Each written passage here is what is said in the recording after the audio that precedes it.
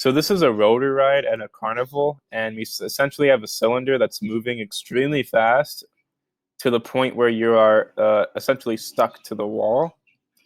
And these are the physics associated with one of these rides.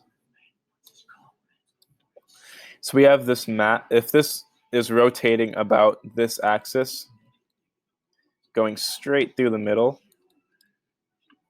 we have a mass here. Going this way is the force normal. Going up is force of friction, always opposite of motion. And then going down is the force of gravity. We know we have an angular velocity of 0.5 revolutions per second. So not extremely fast, but the t equals 2.0 seconds and r equaling 5.5 meters. So again, not that fast, however, sufficient enough in order for you to be stuck on the wall. And we'll take a look at the physics now. First, we know that the sum of forces in the y direction equals 0. You're not moving up or down. You have no motion, actually. So the force of friction minus mg must equal 0, which means that the force of friction must equal mg. Now, given this, we know that the force of friction equals mg, but the force of friction also equals mu s of Fn. So we can say that the force normal simply equals mg over this coefficient of static friction. Now, we know that the force normal also equals mv squared over r because this is undergoing centripetal motion, uniform circular motion, which means that it has a centripetal force.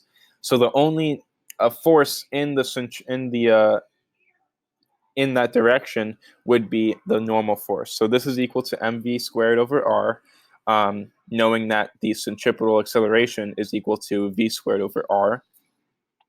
And so we can say that v equals 2 pi r over t.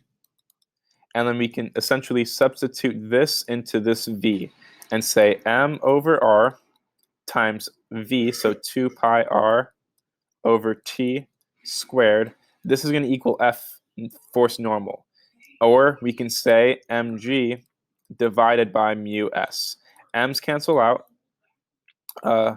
And we can solve for mu s. So mu s is going to equal gt squared divided by 4 pi squared over times r. So mu static would be equal to 9.8 times 2.0 seconds for the period squared divided by 4 pi squared, and then times the radius of 5.5 meters. And this is giving us a coefficient of static friction of 0.18. So this would be your final answer for the static coefficient of friction. Once you see this, the wall, what's happening here is the wall pushes against the rider, and friction holds you up. That is the end of the solution. Thank you for watching.